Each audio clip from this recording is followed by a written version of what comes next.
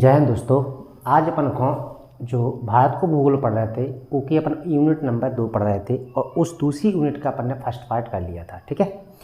अच्छा, अब आज अपन को जो यूनिट सेकंड का जो भूगर्भक इतिहास का फर्स्ट पार्ट अपन ने किया था उसमें अपन ने पढ़ लिया था 3 पॉइंट हल कर लिए थे अपन ने, यानी 3 पॉइंट पढ़ लिए थे, जिसमें से आपका आर्कियन युग की चट्टानें, धारवाड़ क्रम की चट्टानें और कुड़प्पा क्रम की चट्टानों को हमने पढ़ लिया था। ठीक है। तो आज का वीडियो आपके लिए बहुत खास होने वाला है और आप लोग बड़े अच्छे तरीक़ा से मैप पर रखते जाइए और उसको देखते जाइए, मिलाते जाइए। ठीक है। दूसरा, लिखते भी जाइए ताकि आपको बहुत लंबे समय तक बना रहे याद और आपको पेपर के लिए बहुत ज़्यादा इम्पोर्टेंट होता है ये। ठीक है। तो आपको एक बात बताएं हम, तो आज को वीडियो जो होने अपनों जो कल को फर्स्ट पार्ट है तो उसे आगे को इसमें अपन को जो बाकी के बच्चे थे अपने जो पर्वत श्रेणियाँ थी, पर्वत चोटियाँ थी, उनके बारे में पढ़ने, यानी कौन कौन सी क्रम की हमें पर्वत चोटियाँ बचती हैं अपने पास में। ठीक है। तो अभी लगभग अपने पास में 5 पर्वत चोटियाँ हैं जिनके बारे में अपन को पढ़ना है और आज ही उसको हम ख़त्म कर देंगे, क्योंकि पार्ट फर्स्ट, पार्ट सेकंड और पार्ट थर्ड में हम उसको दूसरी यूनिट ख़त्म कर देंगे। ठीक है। तो आप लोग बिल्कुल मत घबराइए, जी के बहुत कुछ नहीं है, ईजी है, सिंपल है। यदि सिलसिलेवार और विस्तार से पढ़ा जाए तो किसी भी सब्जेक्ट में डरने की ज़रूरत नहीं है। उसको अच्छी तरह से पढ़िए और अच्छी तरह से समझते जाइए। और हाँ, सबसे इम्पोर्टेंट होता है संसाधन। हम जब किसी भी चीज़ की तैयारी करते हैं तो उसके लिए हमारे पास में संसाधन होना चाहिए, यानी हमारे पास में वो स्रोत होना चाहिए जो आपके लिए बहुत ज़्यादा अनिवार्य होते हैं। तो आपके पास में अभी हाल में तो आपके पास में क्या होना चाहिए, तो सबसे पहले तो आप मैप रखिए, ये आपके लिए बहुत ज़्यादा इंपॉर्टेंट है। दूसरा, हमारे साथ डॉट कॉपी का हम जो बोलते हैं उसको लिखते जाइए। कभी किसी आपको भूगोल में कभी आपको रिपीट नहीं खिला पाएगा कोई भी। ठीक है। तो आप अच्छी तरह से पढ़िए और अभी जो SSC GD के पेपर आ रहे हैं उसके लिए आप फोकस करके विशेष ध्यान से दीजिए। और आज अपन को जो अपन भूगोल इतिहास की बात कर रहे थे तो उसमें अपन ने बड़े स्तर पर पढ़ रहे थे। तो बड़े स्तर पर पढ़ने के बाद इन्हीं को क्या करेंगे, अपन छोटे छोटे खंडों में अब आगे जाके पढ़ेंगे। तो कल हमने क्या कर लिया था, जो अपना आर्कियन युग की चट्टानें हो गई थी, धारवाड़ क्रम की चट्टानें हो गई थी और कुड़प्पा क्रम की चट्टानें हो गई थी। आज अपने बचे हैं 5 पार्ट और बचते हैं, उनको अपन आज पूरा ख़त्म करेंगे। तो जो 5 पार्ट हैं, तो सबसे पहले तो हम लोग 5 पार्ट लिखेंगे, उसके बाद आपको आगे के जो पार्ट है अपने उनके बारे में समझेंगे। ठीक है। अच्छा, यदि हम चौथे पार्ट की बात करते हैं, क्योंकि अपन ने कितने पार्ट कर लिए थे, तो 3 पार्ट कर लिए थे। चौथे पार्ट में आज पढ़ेंगे क्या अपन, गोंडवाना क्रम की चट्टानें। किसको? गोंडवाना क्रम की चट्टानें। चलो, अच्छी बात है। ठीक है। अच्छा, इसके बाद जो अपना 5वां नंबर होगा ये होगा अपना दक्कन ट्रैप।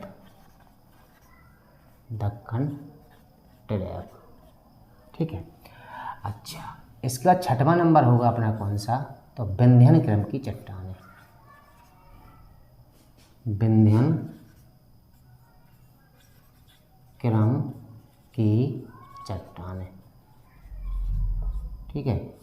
अच्छा, इसके बाद अपना जो 7वां नंबर होगा, 7वां होगा अपना टर्शियरी क्रम की चट्टानें। टर्शियरी क्रम की चट्टानें। और जो अपना अंतिम 8वां नंबर, जो लास्ट नंबर होगा, वो होगा क्वार्टरनरी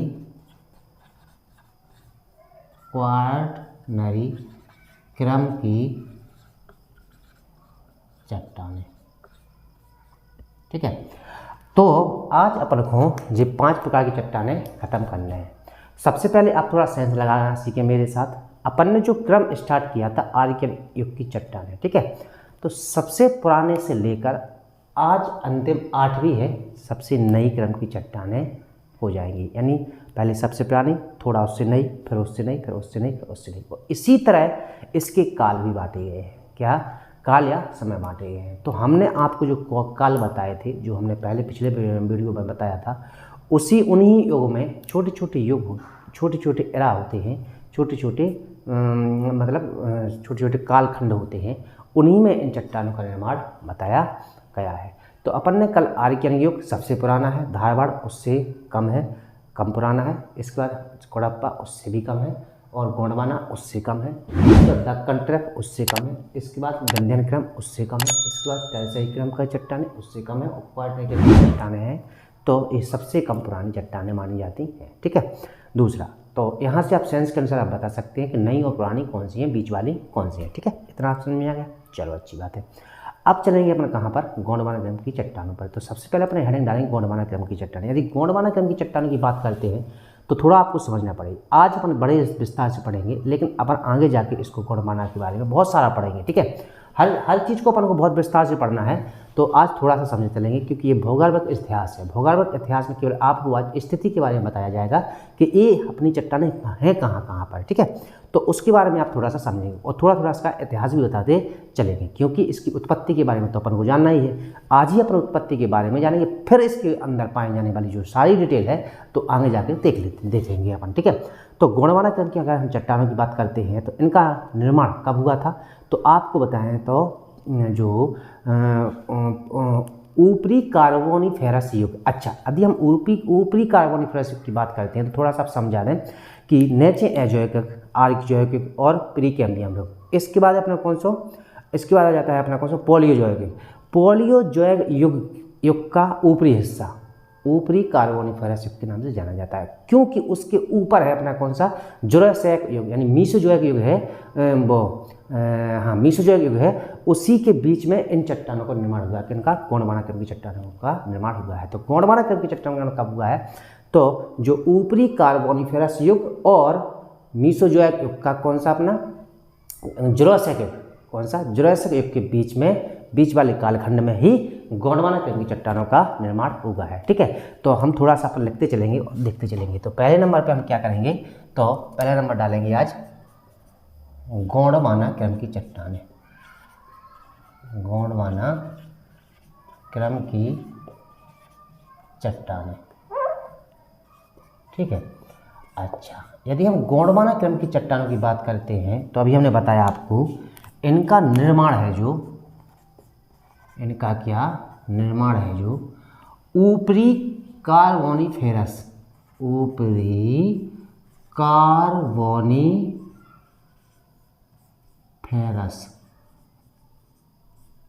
युग तथा जुरासिक युग यानी कि मीसोजोइक युग का एक कालखंड है।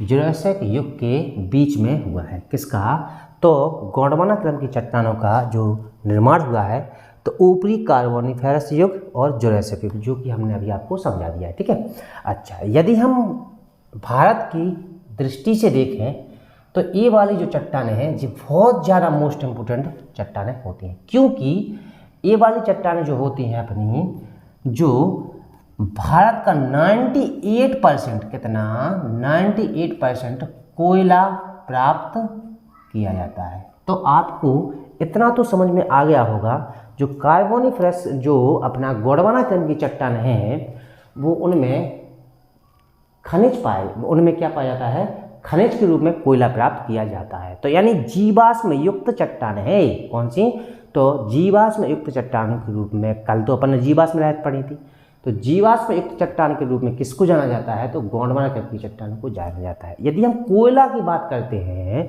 तो भारत का 98% कोयला किसमें पाया जाता है अपना, तो ये पाया जाता है अपना किसमें, तो गोंडवाना क्रम की चट्टानों में पाया जाता है। ठीक है, अच्छा, अब इनका हम थोड़ा सा क्या देख लेते हैं, हम विस्तार देख लेते हैं। क्या देख लेते हैं इनका, यदि हम विस्तार की बात करते हैं इनकी, तो इनका विस्तार, ठीक है, यदि हम विस्तार की बात करते हैं तो दामोदर घाटी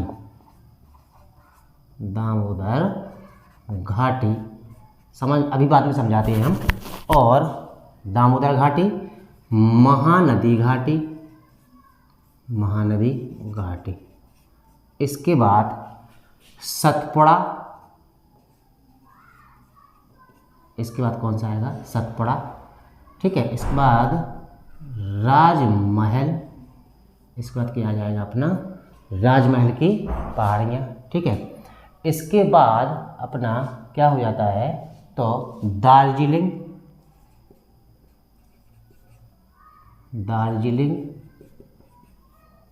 इसके बाद सिक्किम तथा असम और कुछ हिस्सा इसका कहाँ पर, तो कश्मीर में भी पाया जाता है, कश्मीर में भी पाया जाता है। तो यदि हम आप चलेंगे कहाँ पर, मैप पर, तो आप समझते चलेंगे। दामोदर घाटी यानी कि यहाँ पर आप बस समझते चले, दामोदर घाटी हो गई, सतपुड़ा इसी के ऊंचे है, जो महानदी है इसी के नीचे है, राजमहल यहीं पर है, ठीक है। इसके बाद ऊपर चलेंगे अपन तो अपन को दार्जिलिंग यहीं मिल जाएगी, यहीं पर आपको सिक्किम मिल जाएगा, ठीक है। इसके बाद यहीं पर आपको असम मिल जाएगा और यहाँ पर आपको क्या मिल जाएगा, तो कश्मीर मिल जाता है, ठीक है। तो आपको एक बात बता दें, तो जो अपनी जो चट्टानें हैं कहाँ कहाँ पर, दामोदर घाटी, महानदी घाटी, सतपुड़ा हो गई, राजमहल हो गई, दार्जिलिंग और सिक्किम, असम तथा कश्मीर, ये जो चट्टानें हैं, ये अपनी यहाँ से पाई जाने वाली चट्टानें हैं। कौन सी हैं जी अपनी, तो ये गोंडवाना क्रम की चट्टानें हैं। कौन सी हैं, तो ये गोंडवाना क्रम की चट्टानें हैं, जो कि भारत में पाई जाने वाली जीवाश्म युक्त चट्टानें हैं, जो कि भारत का 98% कोयला अपन को प्राप्त करती या देती हैं या प्रदान करती है, ठीक है। तो आपको बस समझते चलना है। अच्छा, अब थोड़ा सा आपके माइंड में क्वेश्चन बनेगा, सर जी इनमें जीवाश्म क्यों पाया जाता है, तो आपको अभी काल के बारे में समझो थोड़ा। तो ऊपरी कार्बोनिफेरस युग और जुरासिक काल, आपको पता होना चाहिए जो जुरासिक काल था उसमें क्या थी, डायनासोर। उसी टाइम पर अपने यहाँ पर यानी पृथ्वी पर एक ग्रह, एक इजिप्टा नाम का क्या क्षुद्र ग्रह रहा था। तो उसी टाइम पे जो हलचल हुई थी पृथ्वी में, तो उसी के कारण धरती के जो भूकंप के कारण क्या हुआ, धरती का हिलना और जो उसकी भूस्खलन बहुत बड़े स्तर पर क्या हुआ, इसमें पृथ्वी का उथल पुथल हुई थी। तो उसी टाइम पर क्या हुआ, पेड़ पौधे जो जीव जंतु हैं वो क्या हुआ, इसमें दब गए हैं, ठीक है। तो अब आपको समझना चाहिए कि इनमें क्या है अपना, तो जीवाश्म पाया जाएगा। इसके बाद इन चट्टानों में एक चीज़ और याद करना, ठीक है, इन चट्टानों में अपन को यानी मछलियों तथा रेंगने वाले, किसको, मछलियों तथा रेंगने वाले जीव, रेंगने वाले जीवों के अवशेष भी पाए जाते हैं, जीवों के अवशेष। अब समझ में आ गया होगा आपको, ठीक है। तो रेंगने वाले जीवों के अवशेष पाए जाते हैं। तो अपन ने क्या किया, जो गोंडवाना क्रम की चट्टानें हैं वहाँ पर आपने इतना पढ़ लिया है। अब यहाँ पर पाया जाने वाला जो कोयला है उसको अपन आगे जो विस्तार रूप से पढ़ेंगे, क्योंकि कोयले के प्रकार पढ़ेंगे और आगे जाके चलेंगे, ठीक है। तो आगे देखते हैं उसको, ठीक। अब आ जाते हैं दूसरी अपनी चट्टान का नाम है अपना कौन सा, तो दक्कन ट्रैप। क्या है इसका नाम, तो दक्कन ट्रैप, ठीक है। तो यदि हम दक्कन ट्रैप की बात करते हैं तो आपको थोड़ा सा समझना पड़ेगा। यदि हम दक्कन ट्रैप, सबसे पहले तो दक्कन समझें और ट्रैप समझें। दक्कन का मतलब है दक्षिण और ट्रैप का मतलब है जाल। दक्षिण में स्थित जो पठार है उसका जाल, उसको बोला जाता है दक्कन ट्रैप, ठीक है। यानी दक्कन के पठार को ही दक्कन ट्रैप के नाम से जाना जाता है। और ट्रैप क्यों कहा जाता है वो भी अभी हम बताते हैं क्यों कहा जाता है, ठीक है। तो यदि हम दक्कन ट्रैप की बात करते हैं तो इसका निर्माण हुआ कब, तो आप उसको थोड़ा सा समझें। इसका निर्माण हुआ अपना, अब यौगिक उसको भी लेना, तो मीसोजोइक युग, तो इसमें मीसोजोइक युग में जो ज्वालामुखी उद्गार हुए, यानी पृथ्वी में जो आंतरिक हलचल हुई, तो मीसोजोइक युग में जो ज्वालामुखी उद्गार हुए, जो ज्वालामुखी उद्गार हुआ और बेसाल्ट लावा जो निकला, कैसा, जो बेसाल्ट लावा निकला उसके द्वारा ही दक्कन ट्रैप का निर्माण हुआ।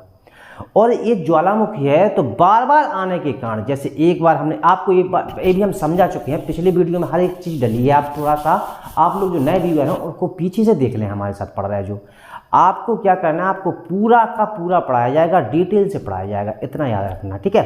तो आप थोड़ा समझते चलें और उसको सीखते चलें, क्योंकि रटेगा कोई नहीं, इसलिए मैंने हर एक चीज़ को पढ़ाया है। क्योंकि कहते हैं कि जीके ख़त्म नहीं होती है, तो मेरे अनुसार मैं तो पता है कि हमें उतना जीके पढ़ना है जितने में मेरा काम हो जाए। तो उतने जीके के लिए हम उसको ख़त्म करके आपको दिखाएंगे कि देखो हमने क्या कर लिया, जियोग्राफी पूरी कर ली है। इसके बाद हिस्ट्री भी पूरी खत्म करेंगे, आपको पता भी नहीं चलेगा और समय समय देखते ही देखते आपके सामने क्या हो जाएगी, हिस्ट्री भी खत्म हो जाएगी। तो आपको भी लगने लगेगा कि हाँ हमने कोई सब्जेक्ट पूरी तरह से पढ़ा है, और जब पेपर देने जाओगे तो ऑटोमेटिकली आपका पेपर में से क्वेश्चन आएगा, तो कभी छूटेगा नहीं। बस इतना सब्र करें, धैर्य रखें और धीरे धीरे चलते चलें, ठीक है। चलो, तो हम दक्कन ट्रैप की बात कर रहे थे। तो दक्कन ट्रैप का जो निर्माण है, तो मीसोजोइक युग में क्रिस्टेशियस युग, कौन से हो, क्रिस्टेशियस युग। तो हम देखते हैं तो क्रिटेशियस युग, तो यदि हम दक्कन ट्रैप की बात करते हैं तो इसके निर्माण की बात करें तो आप करना चाहिए मीसोजोइक युग। मीसोजोइक युग के जो बड़ा युग है, जो बड़ी एरा है, उसमें से एक छोटा सा हिस्सा होता है क्रिटेशियस युग। क्रिटेशियस युग, मीसोजोइक युग तथा क्रिटेशियस युग के बीच या इसी के समय में क्या हुआ, इसका निर्माण हुआ। क्या हुआ, इसका निर्माण हुआ, किसका, दक्कन ट्रैप का। अब दूसरी चीज हमने क्या बताई थी कि जो दक्कन ट्रैप है, तो दक्कन ट्रैप है जो अपना, इसमें कैसे है जी, तो हमने आपको बताया ज्वालामुखी उद्गार। तो आपको थोड़ा समझना चाहिए, यदि हम ज्वालामुखी उद्गार की बात करते हैं तो आप थोड़ा सा इसको समझना, ठीक है। यदि हम इसको ज्वालामुखी के रूप में सर देखते हैं तो यहाँ से निकलने वाला जो लावा होता है तो ऐसे ऐसे आपका निकल जाएगा, ठीक है। फिर जब दूसरा आएगा तो दूसरी बार में ऐसा हो जाएगा, आ जाएगा कि नहीं आ जाएगा, जहाँ तक गुजर हो जाएगा। तो ऐसे ऐसे क्या बना लेता है, एक जाल बना लेता है। क्या कर लेता है, एक जाल का निर्माण कर लेता है। इसीलिए इसको बोला जाता है दक्कन ट्रैप। क्या बोला जाता है, दक्कन ट्रैप। तो इसका निर्माण किसके द्वारा हुआ, तो ज्वालामुखी बेसाल्ट लावा से किसका निर्माण हुआ, तो दक्कन ट्रैप का निर्माण हुआ है। और इसका विस्तार 5 लाख वर्ग किलोमीटर, यानी इसका विस्तार कितने में है, तो 5 लाख वर्ग किलोमीटर में जो फैलो है, ठीक है। कितने में, 5 लाख वर्ग किलोमीटर फैलो है। और यदि हम इसके विस्तार की बात करते हैं तो इसका अधिकांश हिस्सा महाराष्ट्र, कहाँ पर है, सबसे ज़्यादा हिस्सा कहाँ पर है, तो महाराष्ट्र में है, ठीक है। इसके बाद दूसरे नंबर का हिस्सा कहाँ पर है इसका, तो गुजरात में है। और इसके बाद अपना कौन सा है, तो मध्य प्रदेश के दक्षिण, जो अपना दक्षिण पश्चिम है, उस हिस्से में क्या स्थित है अपना, तो दक्कन का पठार का हिस्सा आता है। अच्छा, यदि हम थोड़ी सी बात और करते हैं तो इसको थोड़ा आपको और समझना पड़ेगा। जब इस पठार का दक्कन ट्रैप यानी दक्कन के पठार का टूटता है, तो टूटने के कारण ह्रास होता है, तो टूटने के कारण यहाँ पर काली मिट्टी का निर्माण होता है। किसका निर्माण होता है, काली मिट्टी का निर्माण होता है। तो अब यहीं पर हम बताते चल रहे हैं, क्योंकि अपन जब मिट्टियाँ पढ़ेंगे तो उसके बारे में पढ़ना पड़ेगा। तो जो काली मिट्टी है तो उसको क्या बोला जाता है, तो इसे रेगुर मिट्टी के नाम से जाना जाता है। किसको, तो काली मिट्टी को ही रेगुर मिट्टी के नाम से जाना जाता है, ठीक है। तो हमने क्या किया कि दक्कन ट्रैप का मीसोजोइक युग को जो क्रिटेशियस काल है, इसमें क्या हुआ, इसमें अपने दक्कन ट्रैप यानी दक्कन के पठार का निर्माण हुआ। और यह है ज्वालामुखी बेसाल्ट लावा से निर्मित है और यह 5 लाख वर्ग किलोमीटर में स्थित है, ठीक है। अच्छा, कहीं कहीं ये 600, कहीं कहीं 1500 के समथिंग इसकी ऊंचाई है, कम ऊंचाई है, याद भी कर लेना। इसके बाद यह महाराष्ट्र, गुजरात और मध्य प्रदेश में फैला हुआ है। महाराष्ट्र में सबसे ज़्यादा है। और इसके अपक्षय से काली मिट्टी का निर्माण होता है, जिसे रेगुर मिट्टी कहा जाता है। अब थोड़ा आइए अपन मैप पर, तो हम मैप पर आपको बताएं तो इसका निर्माण ऐसा समझ लीजिए, ये है इसका निर्माण, ठीक है। यदि हम इसको दक्कन के पठार की बात करते हैं तो इसका निर्माण ऐसा हो जाता है, ठीक है। कुछ हिस्सा इसका यहाँ हो जाता है, कुछ हिस्सा इसका यहाँ पर भी चला जाता है, ठीक है। तो ये है इसकी चीज़ें, क्या है अपनी, तो इसको बोलेंगे अपन क्या, दक्कन का पठार। क्या बोलते हैं अपन इसको, तो दक्कन का पठार बोलेंगे, ठीक है। और ये ट्रैप के रूप में क्यों है, तो हमने आपको ये बता ही दिया है कि ये ट्रैप के रूप में क्यों है। तो ये अपना को हो जाता है अपना दक्कन को पठार। और यह भारत का सबसे बड़ो भौतिक रूप क्षेत्र के रूप में जाना जाता है। ये तो हमने कल देख ही लो तो ठीक है। अच्छा, इसके बाद अब आ जाएंगे अपन तीसरे पॉइंट पर, जो अपना आज का तीसरा पॉइंट बन जाता है, तो विंध्यन क्रम की चट्टानें। कौन सा है अपना? विंध्यन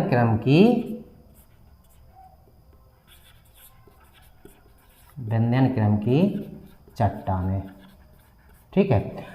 अच्छा, यदि हम विंध्यन क्रम की चट्टानों की बात करते हैं तो इनका निर्माण विंध्यन पर्वत से हुआ है। किनका निर्माण कहाँ से हुआ है? तो विंध्यन पर्वत से हुआ है। जो अपन ने कल देखा था ना, विंध्यन पर्वत, विंध्याचल पर्वत, उसी से ही विंध्यन क्रम की चट्टानों का निर्माण हुआ है। तो हम क्या करेंगे, सबसे पहले लिखेंगे इसका निर्माण। यदि हम निर्माण की बात करते हैं तो इसका निर्माण विंध्यन पर्वत, इससे विंध्यन पर्वत से इसका क्या हुआ है? तो निर्माण हुआ है। क्या है? निर्माण हुआ है, ठीक है। अच्छा, दूसरा पॉइंट क्या याद करेंगे, यह एक परतदार चट्टानें भी हैं। इसको मतलब परतदार चट्टानों के रूप में जाना जाता है। किसके रूप में? परतदार चट्टानों के रूप में जाना जाता है। अच्छी बात है, ठीक है।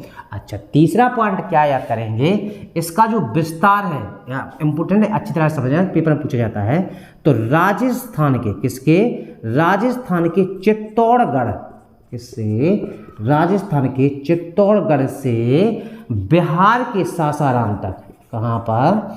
बिहार के सासाराम तक क्या हुआ है? फैला है, ठीक है। अच्छी बात है। जो अपनो अगला पॉइंट है, इंपोर्टेंट है, इसको भी आपको याद करना है।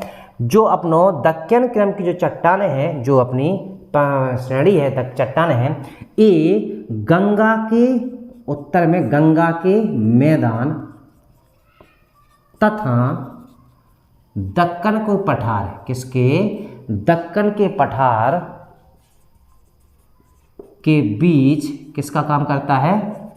तो विभाजक का काम करता है। वेरी वेरी मोस्ट इंपोर्टेंट, विभाजक का काम कौन करता है? तो विंध्यन क्रम की चट्टानों का काम यही होता है, ठीक है। अच्छा, इसके बाद यहाँ पर पहले इसको हम समझ लेते हैं थोड़ा, उसके बाद आगे पढ़ते हैं। तो विंध्यन क्रम की चट्टानें जो हैं, विंध्यन क्रम की चट्टानों का निर्माण किससे हुआ है? तो विंध्याचल पर्वत से हुआ है, ठीक है। और ये कैसी है? परतदार चट्टानें, और ये राजस्थान के चित्तौड़गढ़। ये आपके लिए इंपोर्टेंट क्वेश्चन बनते हैं। क्या होता है? यही क्वेश्चन पूछे जाते हैं सबसे ज़्यादा।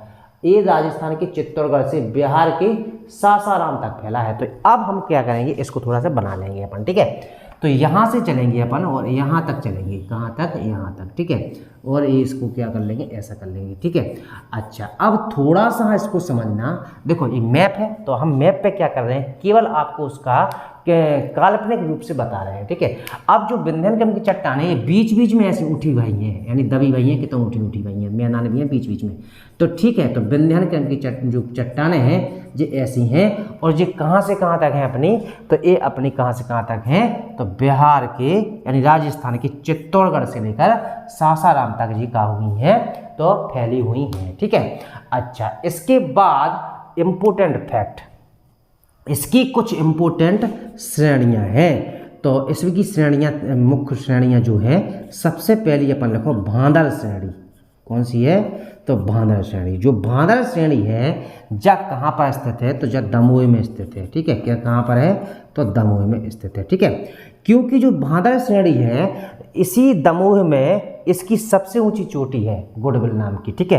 तो अभी तो आपको पढ़ना है, अभी तो क्या कर रहे हैं, थोड़ा मेन पढ़ रहे हैं, उसको देखो, तो आगे जाके पढ़ेंगे।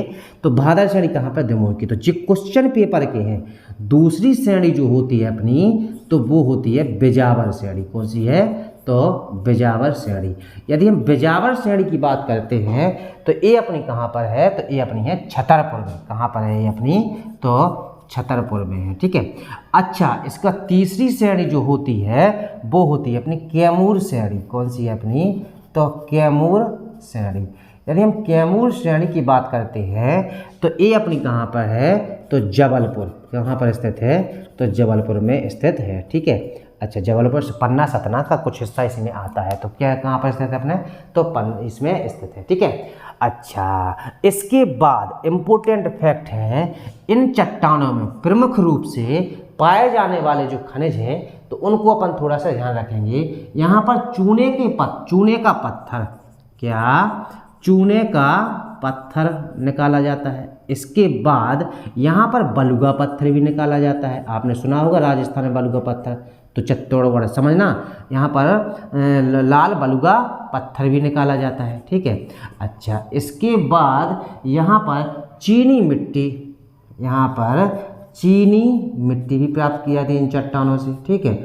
और इसके बाद फायर क्ले, कौन सा अपना, तो फायर क्ले भी प्राप्त किया जाती है, क्ले भी प्राप्त की जाती है। ठीक है। अच्छा, इसके बाद यदि बात की जाए तो दूसरा इम्पोर्टेंट पॉइंट है कि इन्हीं चट्टानों में, किन में, इन्हीं चट्टानों में, विंध्याचल की चट्टानें जो हैं, इन्हीं चट्टानों में पन्ना तथा गोलकुंडा, कौन सी, पन्ना तथा गोलकुंडा की हीरे की खानें इन्हीं किस्म की चट्टानों में पाई जाती है। ठीक है।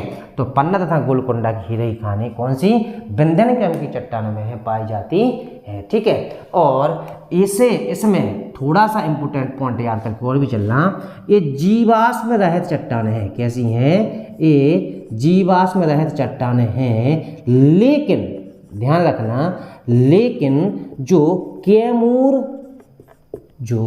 कैमूर वाला हिस्सा है इसका, वहाँ पर वनस्पति जीवाश्म पाए जाने की संभावना है, जीवाश्म पाए जाने की संभावना है। ठीक है। तो हमने क्या देखा कि जो अपना विंध्यन क्रम की चट्टान है, यहाँ पर आपको बहुत सारी चीज़ें इम्पोर्टेंट देखने के लिए मिल जाती हैं। तो इसको हम थोड़ा सा अपन रिवीजन कर लेते हैं एक बार और देखते हैं। ठीक है।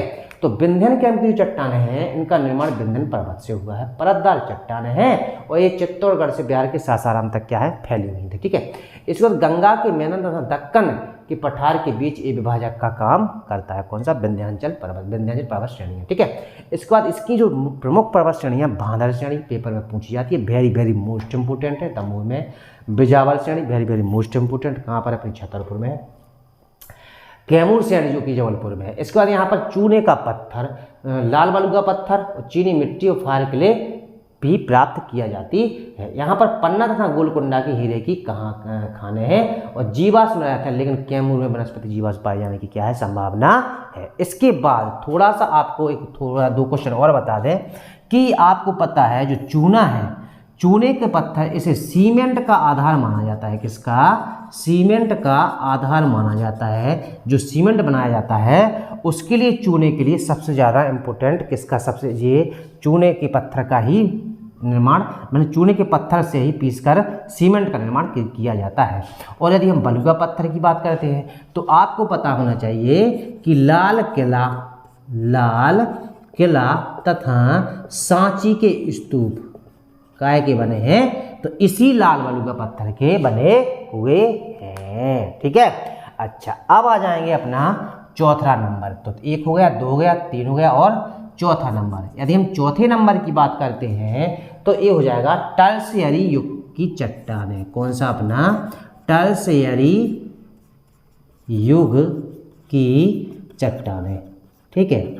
अच्छा, यदि हम टर्शियरी युग की चट्टानों की बात करते हैं तो इनका निर्माण कब हुआ, तो ईओसीन और प्लायोसीन। देखो, जो टर्शियरी युग की चट्टानें हैं, इनका निर्माण हुआ ईओसीन और प्लायोसीन युग में हुआ है। और जो काल कहाँ हुआ है, तो सिनोजोइक हुआ है। ध्यान दिए थोड़ा सा, यानी जो अपना जो सिनोजोइक है उसका शुरुआत का समय है जो अपना ईओसीन, कौन सा, और प्लायोसीन। तो इसका निर्माण कब हुआ है टर्शियरी की चट्टानों का, तो ईओसीन और प्लायोसीन, प्लस यानी ईओसीन तथा प्लायोसीन युग के बीच में हुआ। प्लायोसीन के क्या हुआ, तो बीच में इसका क्या हुआ, निर्माण हुआ। ठीक है। अच्छी बात है। अब टर्शियरी युग की चट्टानें हैं, तो यहाँ पर आपको समझना चाहिए कि यहाँ पर कश्मीर से लेके कहाँ तक, कुमायूं तक, और ये चट्टानें पूरी यहाँ से यहाँ पर यहाँ तक पाई जाती हैं। और ये बहुत सारे समय में, मतलब सीधी बात है, हिमालयी जो हिमालय का हिस्सा है वहाँ पर पाई जाने वाली चट्टानें हैं, जो कौन से समय की चट्टानें हैं, तो इन्हें ही बोला जाता है कौन सी चट्टानें, टर्सरी युग की चट्टानें हैं। ठीक है, जो हिमालयी क्षेत्र में पाई जाने वाली चट्टानें हैं यही है अपने टर्सरी युग की चट्टानें। ठीक है, तो इओसीन तथा प्लेओसीन युग के बीच निर्माण में, के बीच में इनका क्या होगा, तो निर्माण होगा। ठीक है, अच्छा, ये मुख्यतः कहाँ पर है, तो हिमालय में पाई जाती हैं। इन्हीं चट्टानों में, किन में, जो चट्टानें हैं इनमें पेट्रोलियम खनिज, कौन सा, पेट्रोलियम खनिज प्राप्त किया जाता है। ठीक है, इसके बाद जो ये कश्मीर से कुमायूं है, ध्यान रखना, कश्मीर से कुमायूं तक इनको शिलोंग श्रेणी के नाम से जाना जाता है। किसके नाम जाना जाता है, तो शिलोंग श्रेणी के नाम से जाना जाता है। ठीक है जी, आप याद कर लेना है। ठीक है, तो शिलोंग श्रेणी के नाम से किसको जाना जाता है, तो जो टर्सरी युग की चट्टानें हैं उनको जाना जाता है कश्मीर से कहाँ तक, तो कुमायूं तक, कश्मीर से कुमायूं तक इनको शिलोंग श्रेणी के नाम से जाना जाता है। तो अब टर्सरी युग की क्रम की चट्टान समझ में आएंगे। तो टर्सरी युग की क्रम की चट्टानें जो हैं इओसीन और प्लायोसीन, इओसीन और प्लेस्टोसीन के समय के बीच में पाई जाने वाली चट्टानें हैं, और इनका संबंध हिमालय से है, क्योंकि हिमालय की सबसे नीचे जो परत है वहीं पर ये चट्टानें पाई जाती हैं, टर्सरी युग की चट्टानें पाई जाती हैं। और इसे कहाँ से कहाँ तक, कश्मीर से लेकर कुमायूं तक शिलोंग श्रेणी के नाम से जाना जाता है। और इसमें पाया जाने वाला मुख्य खनिज पदार्थ के रूप में क्या प्राप्त किया जाता है, तो इसमें पाया जाता है पेट्रोलियम खनिज। इतना याद करके चलेंगे। लास्ट बचता है अपना कौन सा, क्वाटरनरी क्रम की चट्टानें। अब लास्ट बचती है अपनी कौन सी, तो क्वाटरनरी क्रम की चट्टानें। लास्ट हेडिंग है अपनी, तो क्वाटरनरी क्रम की चट्टानें। ठीक है, अच्छा, यदि हम क्वाटरनरी क्रम की चट्टानों की बात करते हैं तो इसके अंतर्गत प्लेस्टोसीन तथा हेलोसीन, ध्यान रखना, इसके अंतर्गत जो प्लेस्टोसीन और हेलोसीन की जो चट्टानें हैं उसके अंतर्गत, यानी किसके अंतर्गत आती हैं, तो क्वाटरनरी क्रम की चट्टानों के अंतर्गत आती हैं। तो इसके लिए इंपॉर्टेंट फैक्ट है याद करना कि जो अपना प्लेस्टोसीन, कौन सा, प्लेस्टोसीन तथा हेलोसीन के समय में बनने वाली चट्टानें जो होती हैं वो चट्टानें कौन सी क्रम की चट्टानें हैं, तो क्वाटरनरी क्रम की चट्टानें ये होती हैं। ठीक है, और ये अब इनका क्षेत्र क्या है, तो इनका क्षेत्र कैसा है, अभी ये नई चट्टानें हैं तो इनको क्षेत्र जो है अपनो, तो पूरे भारत में फैला हुआ क्षेत्र है। कैसा है जो, तो पूरे भारत में फैला हुआ क्षेत्र है। तो इसके लिए हम क्या करेंगे, तो कश्मीर घाटी, देखो इसके क्षेत्र की बात करें तो कश्मीर घाटी,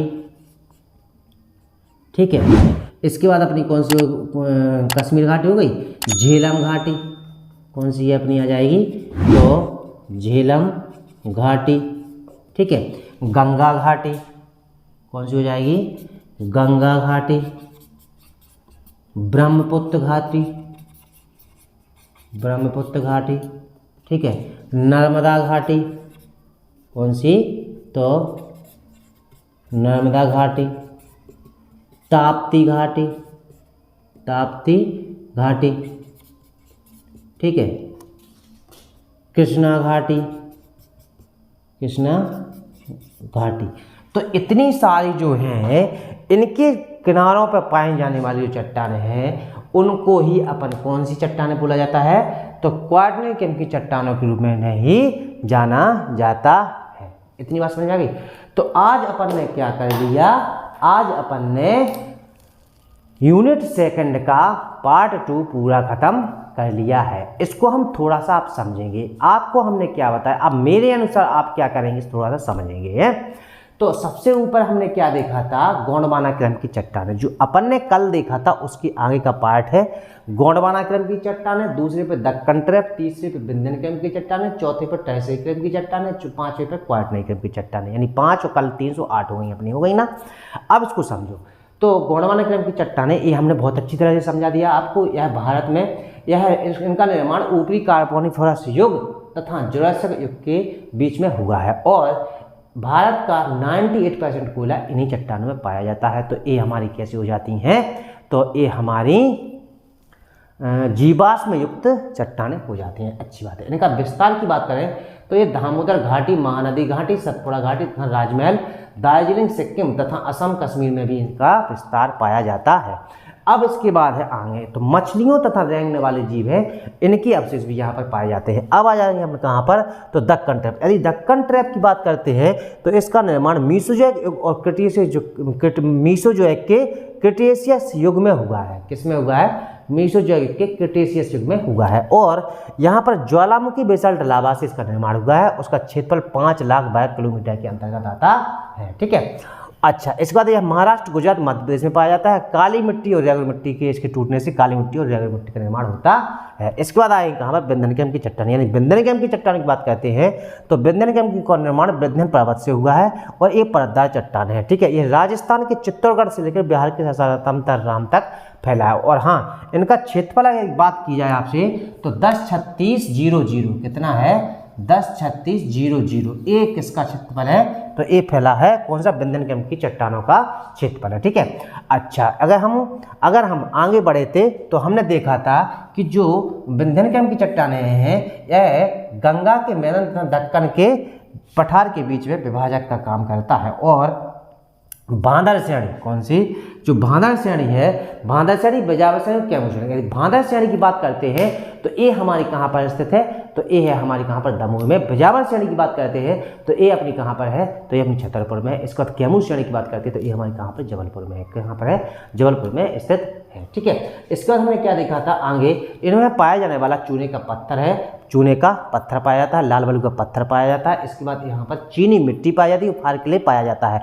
यदि हम चूने के पत्थर की बात करते हैं तो इसे सीमेंट का आधार माना जाता है, क्योंकि जो सीमेंट का निर्माण होता है तो चूने को ही पीसकर इसको महीन के रूप में पीसा जाता है। ठीक है। और लाल जो बलू का पत्थर है उससे आपको पता है कि दिल्ली का लाल किला और सांची का स्तूप, बहुत सारी चीज़ें हैं, जामा मस्जिद, बहुत सारी चीज़ें आप पढ़ेंगे उसको आगे जाके। उसका निर्माण किससे हुआ, तो इसी लाल बलू का पत्थर से हुआ है। ठीक है। इसके बाद ये जीवाश्म रहित चट्टानें हैं। और यहाँ पर वनस्पति कैमूर जो श्रेणी है तो वनस्पति जीवाश्म, क्या, वनस्पति जीवाश्म की संभावना पाए जाने की संभावना है, यानी यहाँ पर मिलने की संभावना पाई गई है। ठीक है। इसके बाद आ जाते हैं हम कहाँ पर, तो आगे चले थे टर्सरी युग की चट्टान। अगर हम टर्सरी युग की चट्टानों की बात करते हैं तो इसके लिए हमने इओसिन, कौन सा, इओसिन और प्लायोसिन, इसके बीच के समय काल में ही कौन सा, टर्सरी युग की चट्टानों का निर्माण हुआ था। और ये चट्टानें जो हैं हिमालयी चट्टानों के रूप में, यानी हिमालय के रूप में जानी जाती हैं। और हिमालय के नीचे यह है जो कश्मीर से लेकर पूरी कहाँ तक, हिमालयी क्षेत्र में फैली हुई हैं, यानी कि पूरे यहाँ पर अपना पूर्वोत्तर भारत है वहाँ पर भी फैली हुई हैं। इनकी बात करी जाए तो ये जो चट्टानें हैं जो अपनी, इनमें क्या है, तो खनिज के रूप में पेट्रोलियम प्राप्त किया जाता है। और इसके बाद कश्मीर से कुमाऊं तक इन्हें शिलांग श्रेणी के नाम से जाना जाता है। ठीक है। अच्छा, इसके बाद जीवालिक्रम की चट्टानें हैं जो अपनी टर्सरी युग की, तो यहाँ पर भी थोड़ा थोड़ा क्या होता है, जो अपने घाट है ना, इन घाटों पर ही टर्सरी क्रम की चट्टानें पाई जाती है, यानी तटों पर, समुद्री किनारे तट है ना, यहाँ पर टर्सरी क्रम की चट्टानें पाई जाती है। ठीक है। इसके बाद आ गए थे हम कहाँ पर, क्वार्टनरी क्रम की चट्टान। यदि क्वार्टनरी क्रम की चट्टानों की बात करते हैं तो इसके लिए हमने क्या देखा था, प्लोस्टीन और हेलुसिन युग की जो चट्टानें हैं उन्हें ही अपन क्वार्टनरी क्रम की चट्टानें बोला जाता है। और जो अपनी हेलुसिन, जो अपनी क्वार्टनरी क्रम की चट्टानें हैं ये पूरे भारत में विस्तृत रूप से फैली हुई हैं, छोटे छोटे रूप में, क्योंकि ये नई चट्टानों के रूप में निर्मित हैं। यानी ये कैसी हैं, तो अभी जो कुछ समय पहले, मतलब लगभग समय तो इसमें बहुत सारा लगा, लेकिन सबसे नई जो अपन अभी क्रम में पढ़ रहे थे तो ये सबसे बाद की चट्टानें इन्हीं को बोला जाता है। और इनका निर्माण जो हुआ है तो ये जो नदी घाटियाँ हैं अपने भारत में, तो बहुत सारी नदियाँ हैं, तो सारी नदी घाटियाँ लगभग 70-80% जो नदी घाटियाँ हैं उन्हीं में इन चट्टानों का निर्माण पाया जाता है। ठीक है। और इन चट्टानों की बात करी जाए तो कश्मीर घाटी, झेलम घाटी, गंगा घाटी, ब्रह्मपुत्र घाटी, नर्मदा घाटी, ताप्ती घाटी, कृष्णा घाटी, लगभग पूरे भारत में ये चट्टानें पाई जाती हैं। तो क्वार्टनरी क्रम की चट्टानें पूरे भारत में पाई जाती हैं। तो इस तरह हमने क्या किया, आज पार्ट 2 के द्वारा पार्ट 2 के द्वारा आज यूनिट 2 का अपन ने भूगर्भक स्थान, जो भूगर्भक इतिहास है अपने में भारत का, उसको अपन ने देख लिया है। अब इसका अपन क्या महत्व करेंगे, महत्व के बाद अपन को उत्तर का विशाल पर्वत पढ़ेंगे, उसके बाद उत्तर का विशाल मैदान पढ़ेंगे छोटे छोटे रूप में। उसके बाद यूनिट अपनी क्या कर देंगे, आज खत्म, कल की वीडियो में आपकी खत्म हो जाएगी। ठीक है, तो यदि वीडियो अच्छी लगती है तो लाइक करें, कमेंट करें और शेयर सब्सक्राइब करवाएं और करें। ठीक है, अच्छा दूसरी चीज़ आपको बताएं, बिल्कुल मत घबराइए, आप बस पढ़ते चलिए, लिखते चलिए, मैप रख लीजिए, मैप पर मिलाते जाइए। ठीक है, यदि आप ऐसा करते हैं तो आपको मैं गारंटी से बोल सकता हूँ कि आपको सफलता प्राप्त जरूर होगी।